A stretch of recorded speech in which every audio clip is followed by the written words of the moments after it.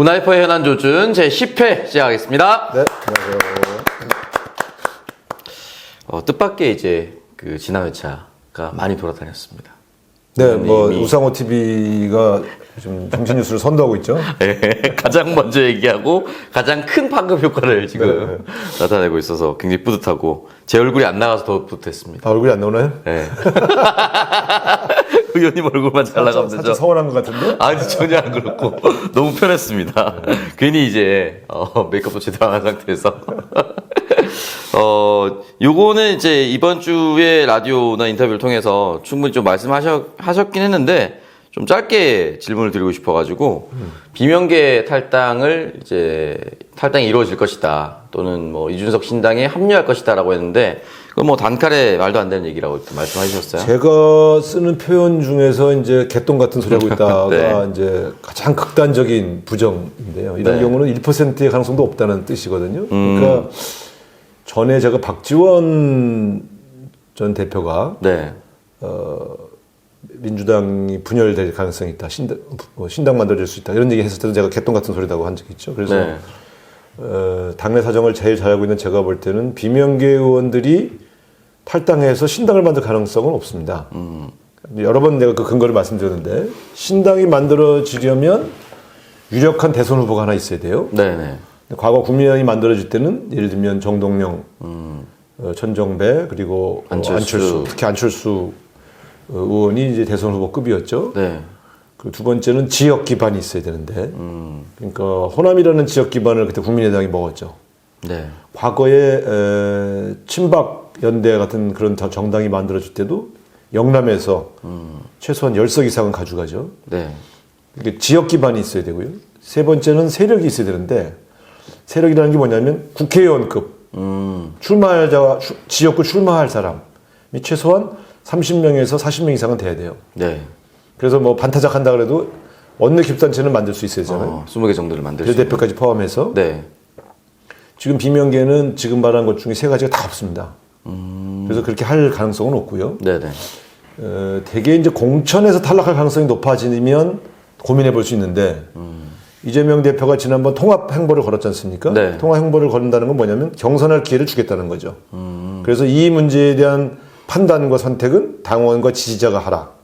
이렇게 얘기한 거죠. 그러니까 의도적으로 비명계를 공천에서 배제할 가능성은 없습니다. 네, 현 시점으로서는. 네. 본인들이 살아오면 살아오는 거죠. 그래서 그렇게 본다면 공천에서 배제될 가능성도 없는데 먼저 그 어려운 길을 가겠다. 네. 그리고 대선 후보급도 없는데 정당이 될 수도 없는데 여러 측면에서 비명계가 탈당해서 독자적인 신당을 만들 가능성은 없어요. 다만 이제 하나의 가설로 이준석 신당이 만들어지면 거기에 일부가 합류할 수 있느냐? 네. 그거는 알 수가 없지만 현재 보면 다른 비명계 의원들이 다 부정하고 있고 네. 이상민 의원만 내가 연락해서 만났다 이렇게 얘기하지 않습니까? 네.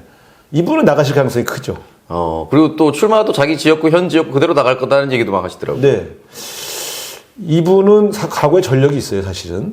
그러니까 17대 국회에서는 열린우리당으로 당선됐다가 네.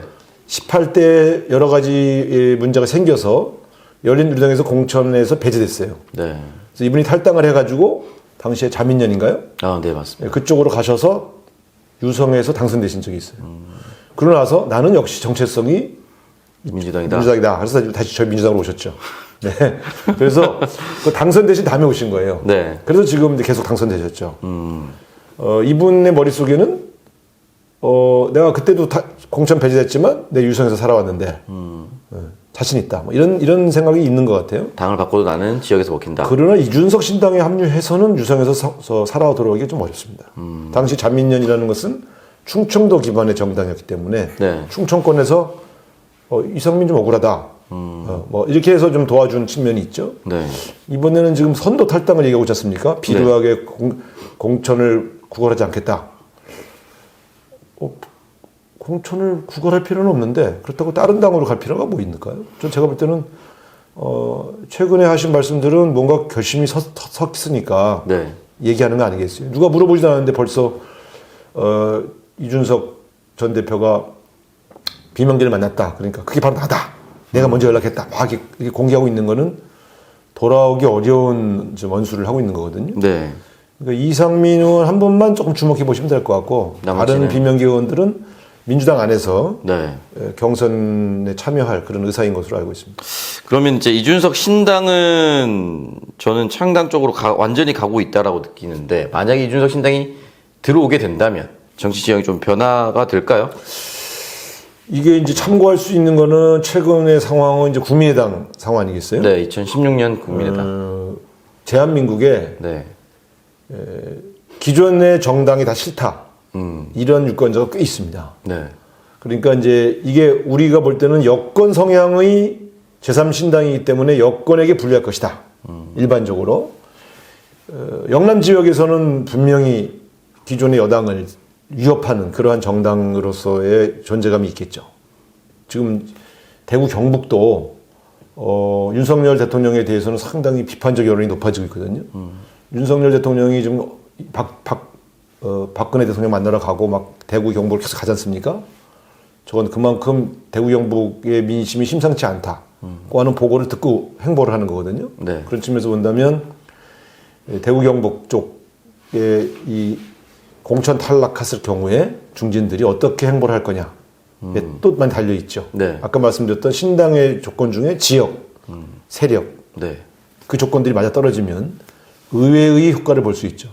그런데 중요한 건 영남 쪽에서만 출마를 내가 할 거냐 아니면 서울, 경기, 인천 등 수도권에도 후보를 낼 거냐 네. 여기에 달려 있습니다. 제가 지난번에 신인규 변호사가 어떻게 하려고 합니까? 내가 물어본 이유는 만일 이준석, 유승민 두 분이 연합을 하고 네. 대구 경북을 거점으로 만들어서 파급 효과를 내면서 공천에서 배제될 가능성이 큰 네. 특히 수도권으로 오기 싫다. 차라리 여기서 무소속으로 나가겠다.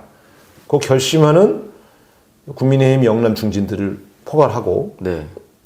그리고 수도권에 저런 신진들이 네. 떨어져도 좋다.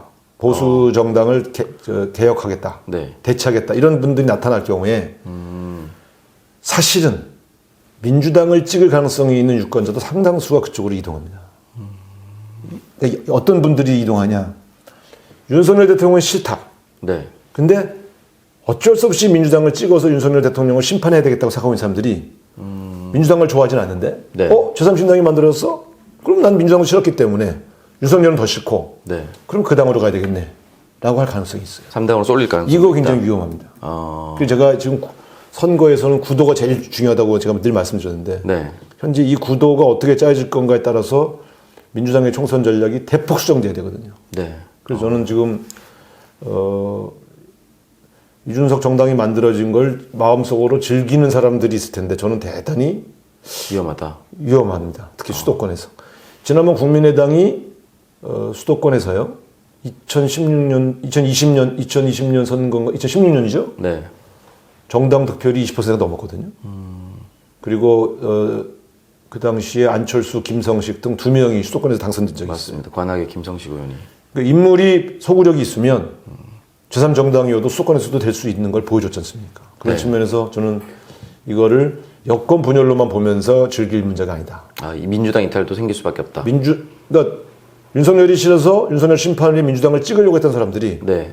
근데 민주당 서양은 아닌 분들이 가볍게 이동할 수 있는 새로운 근거 정당이 만들어진다는 점에서 이거는 민주당에도 위기가 올 수 있다 이렇게 보는 거죠. 알겠습니다. 어쨌든 요 얘기를 좀 당 지도부랑 계속 소통하고 계시죠? 아니요, 좀 처음 하는 얘기. 너무 이제 낙관론만 이제 흘러다니니까. 그래서 제가 요즘 좀 걱정인데 예를 들면 뭐 200석이 가능하다. 네. 뭐 수도권에 뭐 100석 미만으로 전체 100석 미만으로 국민의힘을 만들겠다. 그다음에 이제 막 일방적으로 몰아붙여서 막 힘자랑하면 네. 왠지 저기도 세 보이는데? 라고. 그러면 제3당으로 가죠. 그 결국에는 이제 선거 전에 이제 몇 석을 얻을 것 같다, 좀 대승을 할 것 같다라는 이 분위기는 선거 끝날 때까지 최대한 안 하는 게 좋다라고 이제 말씀하시는 거예요. 제가 공천에 여러 번 관여도 하고 네. 지역별 상황을 이렇게 쭉 체크해 볼 때 네. 지역구에서 지금 140석 이상 먹기가 당장 내일 투표하면 네. 쉽지 않습니다. 쉽지 않습니까?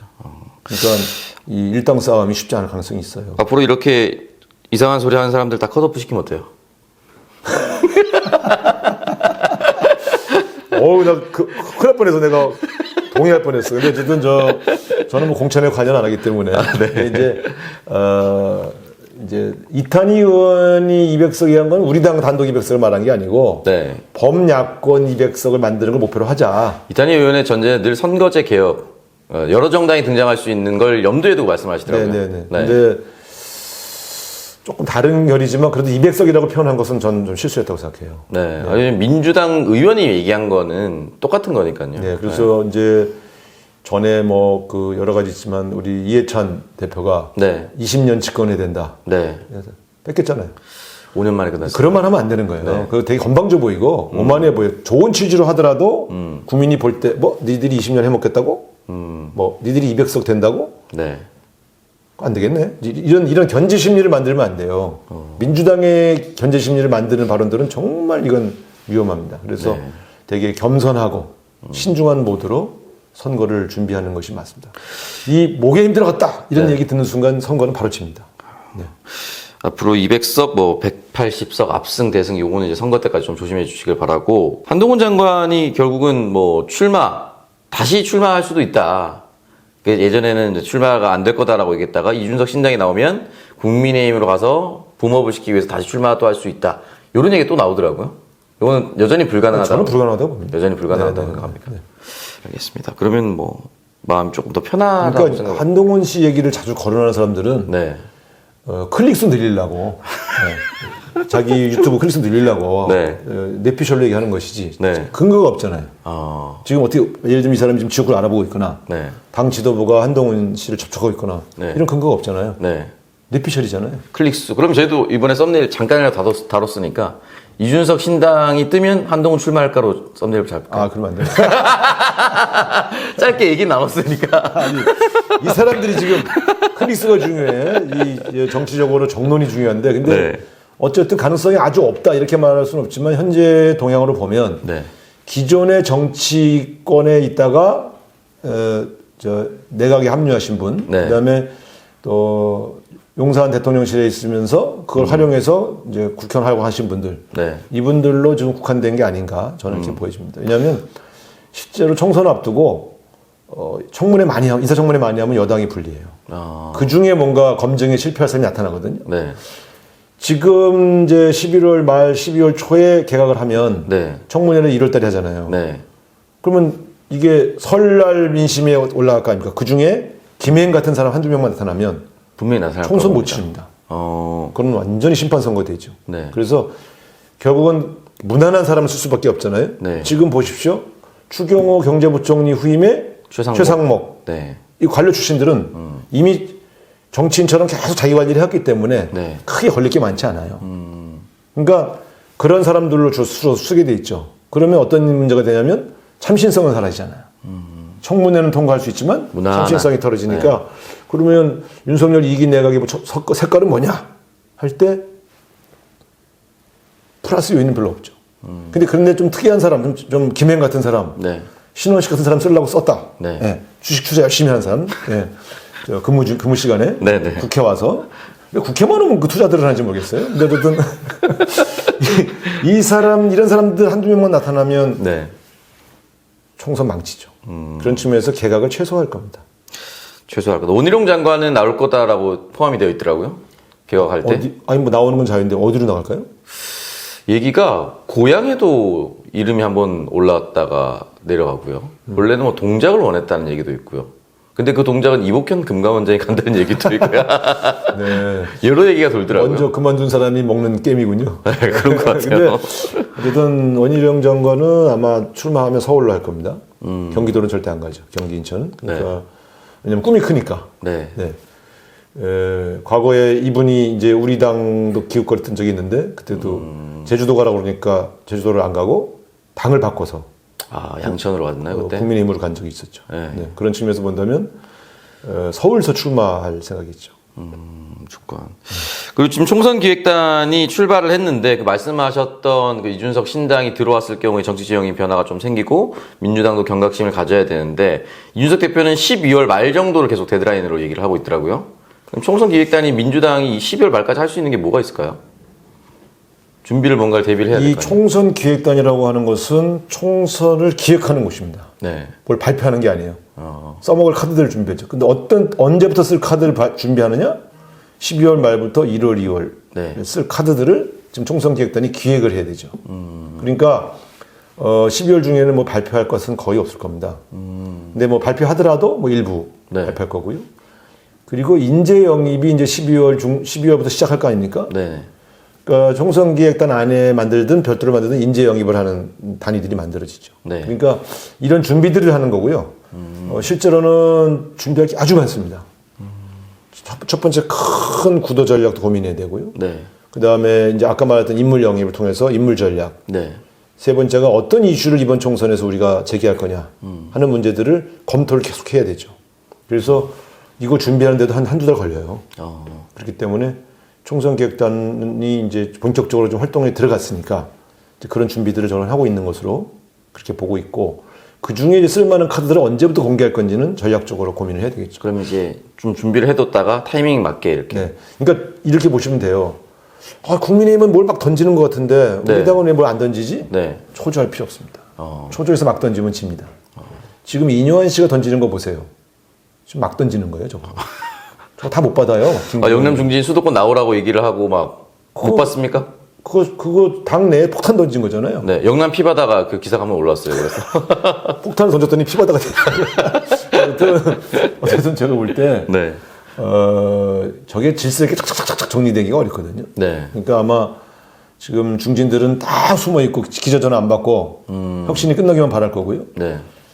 저 폭탄의 가장 큰 희생자는 아마 김기현 대표가 될 것 같은데, 저렇게까지 밀어붙였는데 아무도 안 움직이면 대표라도 그만둬야 될 거 아닙니까? 그래서 되게 이제 그런 문제들이 좀 남아 있죠. 네. 혁신이가 있는 동안은 국민의힘의 총선 기획단이 주목을 받을 수가 없잖아요. 네. 그래서 총선 기획단 가동이 늦어지잖아요. 그러면 그만큼 총선 전략이 늦어지죠.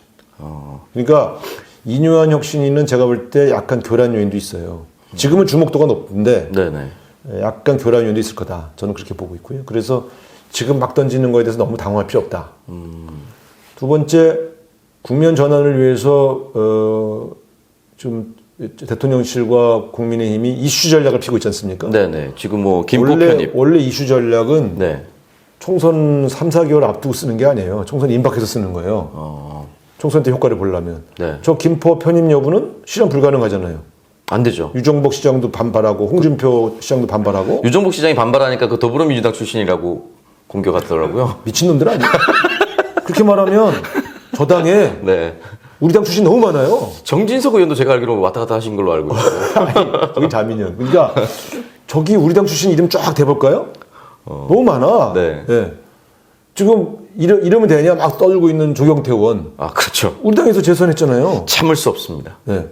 아, 참 또. 아, 네네. 개인적 원한도 있기 조경태 의원에게 네. 패배하셨죠? 네. 근데 거기 우리 당 출신들이 너무 많아서 네. 셀 수가 없어요. 그래서 저는 뭐 갑자기 민주당 출신이라는 얘기를 던지길래 그 당에 있던 우리 당 출신들은 갑자기 딱 했을 거예요. 그러니까 공격하려고 하다가 오히려 자기 내부 분열이 생기는. 공격을 하게 되는 거죠. 그러니까 이런 게 지금 뭐냐면 굉장히 당황하고 있다는 뜻이죠. 자중질환까지. 그러니까 김포 카드는 자중질환으로 끝나버렸잖아요. 네. 얼마나 웃깁니까? 그러면 그거는 정치쇼다라고 말한 사람이 그 말을 수정하겠습니다 하겠냐고요. 홍준표 시장이 그 말을 거두겠냐고요. 그래서 경기도도 싫어하고 서울 시민도 60% 이상이 싫어하고 김포 주민 일부만 좋아하는 네. 김포 편입 카드는 망했다. 네. 이렇게 보는 게 맞죠. 그래서 제가 볼 때는 지금 저쪽에서 막 카드를 너무 막 던지고 있는데 저건 되게 전략적이지 못하다고 보여지는 그런 측면에서 저쪽에서 막 던지니까 우리도 뭘 던지자. 저쪽이 던진 카드의 효용성을 쫙 보면서 우리는 그거보다 더 좋은 카드를 준비하는 이것들이 굉장히 필요한 국면이라고 보여집니다. 그러면은 뭐 공매도나 이런 것도 공매도를 던진다라고 누가 이제 문자를 보내다가 또 걸리기도 했었는데 그 뒤에 이제 뭘 해도 서툴러 저쪽이. 근데 저게 뭐냐면 그러니까 전직 선거 공학적으로 하고 있다. 네. 그런 걸 자꾸 보여주잖아요. 그러면 진정성이 느껴지지가 않잖아요. 네. 그래서 사실 공매도는요, 그 불법 공매도는 반드시 때려잡아야 돼요. 네, 맞습니다. 세력들. 불법 공매도는 정말 개미들에게 큰 피해를 줘요. 네. 그래서 우리도 불법 공매도를 어떻게 개선할까에 대해서 늘 당내에서 토론해 왔거든요. 근데 공매도 전체를 금지시킨 것은 저는 순기능도 있지만 분명히 엮이는 또 거 있다. 문제가 또 생길 거라고 봐요. 그래서 정책은 굉장히 신중하게 검토하면서 민주당이 이 문제를 검토하면서 왜 안 던졌냐면 불법 공매도만 뽑아낼 수 있는 그러한 정책적인 엄밀함이 굉장히 중요하거든요. 네. 금융시장에 미치는 파장도 있고 이러이런 효과를 보려고 했는데 개미들에게 피해가 갈 수도 있고 이런 것들을 면밀히 검토하면서 정책을 펼쳐야 되는데 제가 볼 땐 지금 경제정책도 그렇고 막 던져요. 그래서 정책을 던질 때의 진정성이 있으려면 하나를 던지고 그것에 대해서 설명하고 그것에 대해 후속 작업하고 하나하나 해나가는 네. 정책을 하나 던지면 그 정책 하나를 한 달 정도 만져야 돼요. 근데 지금 보면요. 국민연금 던졌다 빼고 그다음에 저 의대 정원 던졌다가 빼고 네. 아예 사라졌어요. 김포 던졌다 빼고 네. 공매도 던졌다 빼고 이러잖아요. 네. 한 달 사이에 4개를 막 던지잖아요. 이렇게 하는 거는 집권당 아니에요. 마음이 너무 급하다는 거죠. 그래서 그럼 의대 정원 어디를 몇 명 올릴 거예요? 그러니까 그 총선을 발표할게요. 총선을 발표할 걸 왜 지금 발표해요? 그러니까 이거 굉장히 이런 게 집권당의 정책 안정성이 떨어지는 거예요. 이제 믿을 수가 없는 거예요. 네. 진짜 할 건가? 주무부처에 물어보면 네 확인은 할 겁니다. 이러고 있다니까요. 주무부처 상의하지 않고 대통령실이나 이 집권당이 막 던지면 네. 그거를 수행할 공무원들은 완전히 우왕좌왕하거든요. 정책을 같이 해야지. 그러니까 그 뭐죠 양평 그쪽 고속도로 문제처럼 네. 그냥 막 만져서 막 던지고 이건 정말 아마추어들이죠. 그래서 저는 보면서 나라가 정말 개판되고 있네. 네. 아무리 선거가 다가온다고 대한민국이 정책을 이거나 저거나 아무거나 막 던지는 네. 그런 나라가 됐구나. 공무원들 좀 고위 공무원들 중에 생각 있는 사람들 만나면 아무리 포퓰리즘 쪽으로 해도 이건 너무한 거 아닌가? 라고 얘기하는 사람들이 의외로 많습니다. 어쨌든 국민의힘과 용산이 던지고 있는 것이 다 효과가 있지는 않을 것이다. 그러면 또 우리가 입장에서는 정확하게 저쪽이 갖고 있는 의도와 네. 그 정책의 한계를 지적해야 된다. 그래서 저는 김포 문제 나왔을 때 우리 당이 즉각적으로 반대 의사 표시하지 않은 건 네. 너무 신중했다고 보죠. 바로 반대했어야 돼요. 믿고 국민을 믿고 네. 정략적으로 던지는 정책들에 현혹당하지 않습니다. 대다수 국민은. 네. 왜냐하면 김포만 편입시킨다는 건 누가 봐도 이상하잖아요. 네. 서울 시민이 싫어하는데 김포를 서울시에 편입할 수 있을까요? 안 되죠. 서울 시민이 좋아야 되잖아요. 그렇죠. 서울을 확장하는 받아들이는 건데 입장에서. 네. 불가능하죠. 불가능한 걸 던지는 건 정치 쇼죠. 유정복 시장 말이 맞아요. 민주당 출신이어서가 아니고 전 민주당 출신인 거 이번에 처음 알았어요. 저도 사실 처음 알았습니다. 그래서 제가 볼 때는 야당이 야당 노릇을 제대로 하려면 겁내면 안 됩니다. 이슈 하나하나에 대해서 입장을 가지고 네. 토론을 하고 국민들에게 분명하게 전달할 수 있는 그런 자신감이 있어야죠.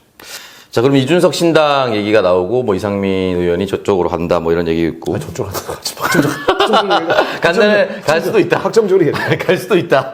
이런 게 열려 있는 상황에서 조국 전 장관이 이제 김어준의 뉴스공장에 나와서 비법률적 방식으로 명예회복을 하겠다. 그리고 이거는 요 멘트를 따서 그대로 이제 다른 지상파 라디오에서는 이거는 출마 가능성을 열어뒀다. 또는 뭐 준비가 거의 다 끝났다. 이런 식으로 얘기를 하더라고요. 저는 직접적으로 출마 의사를 표시한 것으로는 보지 않습니다. 그러니까 이렇게 봐야 되겠죠. 비법률적 방식이라고 할 때는 정치적 방식을 의미한 것은 맞죠. 네. 예. 그런데 그렇다고 해서 본인이 또 출마하는 문제냐? 저는 그건 한번 들여다볼 필요가 있다고 봐요. 왜냐하면 조국 전 장관은 지금 현재 재판을 받고 있거든요. 네. 1심에서는 유죄 판결을 받았고요.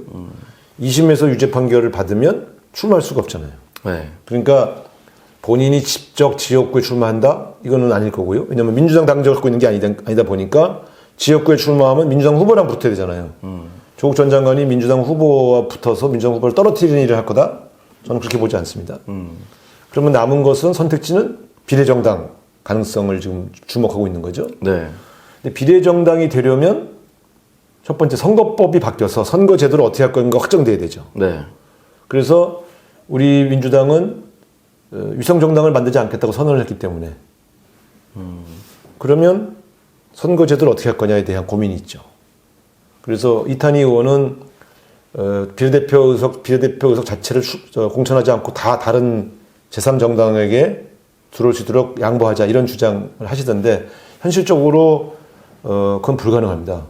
그렇게 되면 100% 민주당은 제1당이 못 됩니다.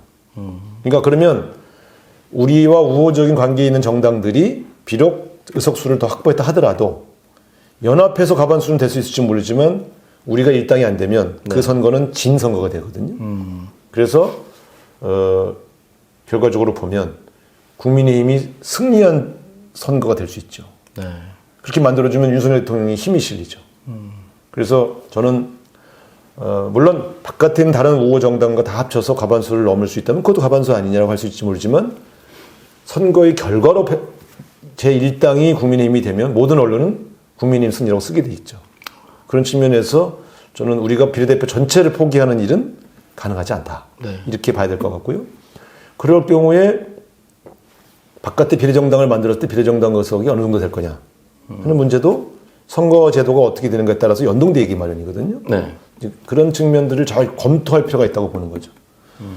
근데 이제 가령 비례정당을 만드시는 분들이 그것이 민주당에도 도움이 된다는 판단으로 추진할 수는 있고요. 그럴 때 거기에 유력한 구성원 중에 한 명으로 조국 전 장관을 포함시킬 가능성은 있는데 네. 조국 전 장관이 지역구나 비례대표 후보가 될 수 있는 거냐 하는 문제는 2심과 연동되기 때문에 네. 저는 조국 전 장관의 주장이 내가 출마하겠다는 표현보다는 바깥에서 비례정당이 만들어진다면 거기에 힘을 보태는 방법도 있다는 정도의 고민을 털어놓은 것으로 보여집니다. 그러니까 좀 더 아직은 진행형이기 때문에 좀 지켜봐야 되는데 변수가 있어요. 네. 조국 전 장관의 2심 선거 결과가 어떻게 나올 거냐. 네. 두 번째, 선거 제도가 어떻게 만들어져서 과연 바깥의 비례정당이 커질 수 있는 거냐 아니면 쪼그라들 수밖에 없는 거냐 하는 것도 잘 봐야 되겠죠. 네. 그래서 저는 여러 가지 경우의 수가 있기 때문에 지금 조국 전 장관이 정치적인 출마 의사로 비춰질 수 있는 발언을 하는 것은 바람직하지 않다고 생각합니다. 네, 그러면 은하포의 현안 조준 10회 여기서 마무리하겠습니다. 고맙습니다. 감사합니다.